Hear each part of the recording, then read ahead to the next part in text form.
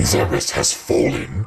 All ground personnel are presumed dead, either killed by the hunter clad in metal or in the subsequent destruction of the underground facilities.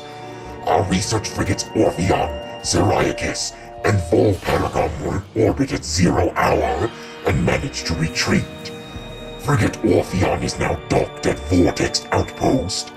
Orpheon's cargo appears to have a 100% survival rate. Metroids are healthy, but on restricted feeding schedules due to uncertain supply status. We are ready to begin research on the Metroids and other promising life forms. Security status remains at Code Blue. No signs of pursuit from the Hunter. Security Command issued an all-points alert after the fall of Zebes. The alert concerns Bioform Samisaran, also known as the Hunter. Subject is a female hominid and is heavily armed and extremely dangerous. Subject uses a powered armor suit of unknown design in battle, along with a number of potent beam and concussive weapons. All combat units are instructed to terminate Aran on sight, preferably in a fashion that will allow salvage of her powered armor suit and weapons. A considerable bounty will go to the unit who delivers Aran to command. Dead or alive, it matters not. Scans of the spiral sector detected a massive energy spike emanating from a Wanderer-class planet identified as Talon 4. Scout reconnaissance was immediately dispatched to the center of the spike, a landmass at heading mark 40.08.02, returning with planetary samples and atmospheric imaging. Analysis shows the energy source to be an unstable radioactive material of enormous potential. We are unable to form an accurate risk assessment at this time, but we are unlikely to find an energy source this powerful again. Analysis will continue, but currently Talon 4 appears to be a viable secondary headquarters. Field team reports are in on an aged structure of alien design built on the surface of Talon 4. Studies show this structure projects a containment field. This field bars access to a prime source of energy within a deep crater. Science team believes the field is powered by a number of strange Chozo artifacts. We have found some of these relics, and studies on them have begun. As this field could hinder future energy production operations on Talon 4, we must dismantle it as soon as possible. If this means the destruction of the Chozo artifacts, it will be done. We have codified the newfound energy source as Phazon, a V-index mutagen of which we have very little reliable data. Indications point to a meteor of unknown origin expelling Phazon into the environment. This material appears to possess the power to mutate organic life forms sufficiently to withstand its poison. These mutations appear promising, with abrupt evolutionary leaps appearing in single-generation reproduction. Plans to establish a full science team on Talon 4 are being finalized. Phazon mining is underway. Several garrisons have been established, and terraforming of the Chozo ruins is underway. Security systems are operational, and science team continues to make progress in their biotech research. The Fendrona drifts have proven to be an optimal location for the research headquarters, and it will soon be joined by a fully operational combat base and starport. If Command's predictions are half true, we shall rise to dominance in this sector within a decacycle. Truly, these are glorious times. Initial transfer of Metroids to Talon 4 research facilities has been completed. 3 were terminated in an incident at the landing site, but the others were pacified and transported safely. Initial Phazon infusion testing is underway. We are eager to observe the effects of Phazon on Metroids, especially their ability to absorb and process the energy given off by Phazon sources. Early research suggests a considerable growth in power and size. Whether the creature stays stable thereafter remains to be seen. Our initial tests exposing Talon 4's indigenous parasites to Phazon appear to be successful. Increases in strength, size, and aggressiveness are common in all test subjects, as well as unforeseen evolutions, like additional poison sacs within the abdomen and the appearance of a second ring of mandibles in several subjects. These creatures were chosen because of their resilience, and it appears possible that, given enough exposure to Phazon, they may one day be able to survive on any planet we transport them to. Our methods will have to be refined. We currently have a 100% extinction rate after the 4th infusion period, and most survivors of the 3rd infusion stage are so violent and uncontrollable that they have to be euthanized. Even still, we remain hopeful that further experimentation will result in success. Mining operations have begun near the crater where Phazon appears to be most concentrated. Daily Phazon yields have increased 44%, and our mining system becomes more streamlined as personnel and equipment flows increase. Several incidents of Phazon-induced madness have been reported, prompting augmented life support regulations in the deeper chambers. Symptoms include loss of equilibrium, erratic respiration, muscle spasms, and in the most extreme cases, hallucinations. A timeline reassessment for the refinery operation is recommended, as the material proves more unstable than initial analysis indicated.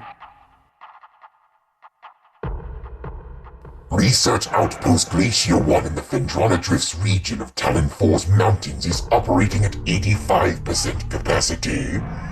Sub-zero temperatures have made the Metroid sluggish and easy to control, even those well into Phazon infusion cycles. Cold containment stasis tanks are sufficient for the juveniles, but some of the larger Metroids have been moved to quarantine caves for safety purposes. Security doors remain an issue, as malfunctions due to ice occur every day. Large predators in the waste are also a concern, as they continue to kill personnel and breach secure areas. Unfortunately, it has become clear that our containment teams cannot neutralize all of them without a vast increase in munitions and soldiers. Most terraforming and retrofitting of security checkpoints on Talon 4 is complete, but we continue to research the alarming epidemic of breaches by local creatures. Door records show no unauthorized entries, so we must presume the creatures are either slipping in undetected during daily personnel moves, or else finding their way in through subterranean tunnels. We have found many small breaches of this latter sort and plugged them wherever we can, but it is unlikely that we will ever achieve full extermination within our current timetable. The reconstruction of Geoform 187, codenamed Ridley, was recently completed. After his defeat on Cerberus, Command ordered a number of metagenetic improvements for him. Though aggressive, we were able to implement these changes in a cycle. The metamorphosis was painful, but quite successful in the end. Early tests indicate a drastic increase in strength, mobility, and offensive capability. Cybernetic modules and armor plating have been added as well. We believe our creation, now called Meta Ridley, will become the mainstay of our security force, a job he will certainly relish. Confidence is high regarding Phazon applications. We know enough about Phazon now to begin combining it with space pirate DNA. The codename for this venture will be Project Helix. Preliminary studies indicate that Phazon infusion could produce radical new pirate genomes.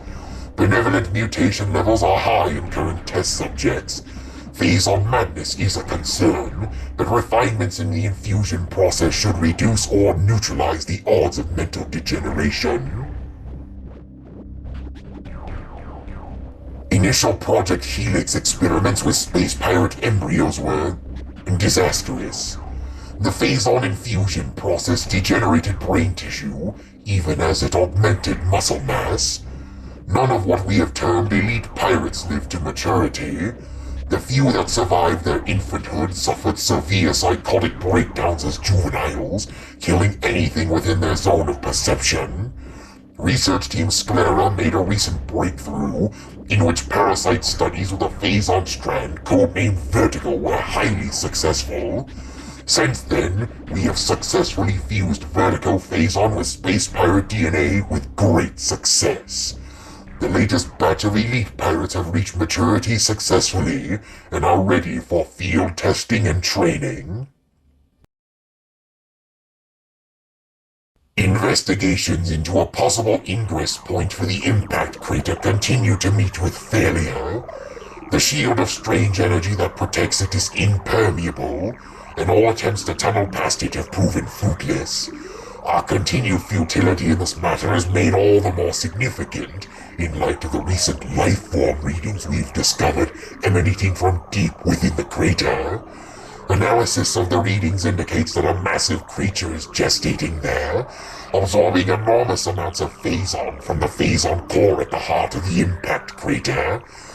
This discovery makes accessing the crater doubly important. Not only will it open the door to the vast deposits of Phazon within, but it will also lead us to this creature, whatever it may be.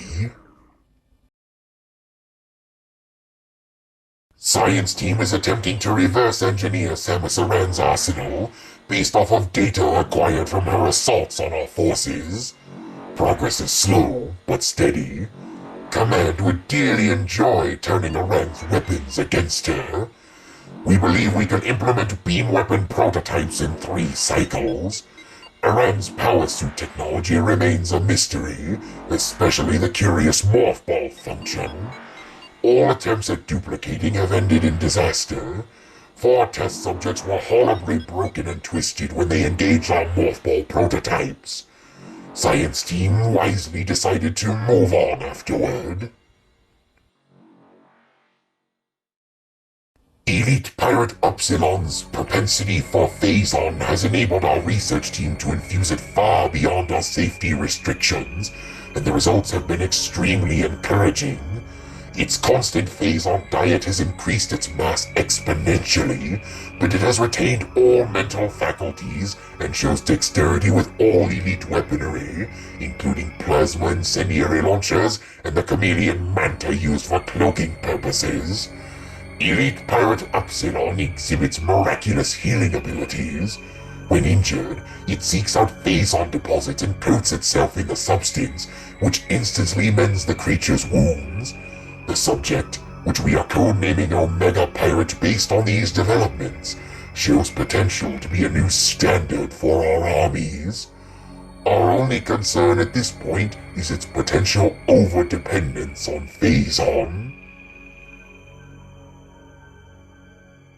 As we continue to observe the development of Project Helix's elite pirates, it becomes increasingly obvious that these warriors will usher in a new era of space pirate dominance.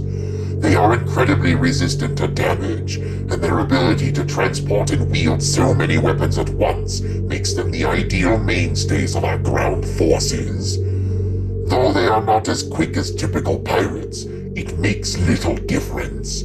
With a platoon of elite pirates in the vanguard of an army of normal and flying pirates, we will have a near indestructible backbone that should turn the tide in any engagement. Analysis continues on these cursed ruins and the Chozo temple that hovers near them. We are now completely certain that the containment field denying us access to the impact crater is linked to the strange artifacts that belong in the temple. but we are no closer to finding them or deciphering the riddles that seem to cover every wall of this ruined place. Command grows increasingly anxious for a resolution to this matter, so we must redouble our efforts. X-ray squadrons will begin terrain sweeps within days. Until they begin, patrols are instructed to report any and all architectural anomalies to their commanders. We have come to another dead end. It is clear now that we will never discover the locations of the Chozo's artifacts until we can decipher the messages carved into the statues in this abominable temple. Our language databases are woefully inadequate, and our linguistic analysts can come up with little more than vague theories. The best hypothesis that we can offer is that finding artifacts will require items spiritually linked to the Chozo civilization. However, without these items, we are lost, and Command grows more impatient by the day. Results must be produced soon. Metroid Dissection continues to provide more questions than answers. Our research teams have isolated the energy conduits that run from the invasive twin mandibles to the energy core in the creature's quadripartite nucleus. But the manner in which a Metroid actually extracts the life force from its prey remains an utter mystery. The victim does not lose blood or any other vital fluids, and yet the Metroid extracts energy. Identifying this energy is our central problem. It takes no physical form, and yet without it, the victim dies. We will continue to research this matter, as the isolation of this life-giving essence could be the key to our ascendance. Results are in from field studies on the bioform group Chozo, who we believe are extinct. We believe that Talon 4 was once a stronghold in a great Chozo empire, brought low by the meteor strike. Planetary devastation brought an end to the Chozo, yet remnants of their society remain. We are studying these relics in an attempt to harness their power. What is of no use to us, we destroy. In time, we shall have all we need from this dead race, and shall wipe this planet clean of their ugly ruins. The dead should serve the living, not hinder them. Although we are still no closer to finding the artifacts of the Chozo, we have at least produced a viable hypothesis for their function. It appears that each of the artifacts corresponds to one of the statues on the temple platform, and that each one acts as a small key to a huge lock. Judging by the number of statues, we assume there must be 12 artifacts. Once we find the resting spots of all 12, we can bring them here, unite them with their statues, and open the gate system at long last. Once we do, the impact crater, and whatever creature it shelters, will be ours for the taking. Studies of Metroid biology continue, though with limited progress. It seems likely that we will be much more successful using the Metroids for our means rather than trying to reproduce their powers.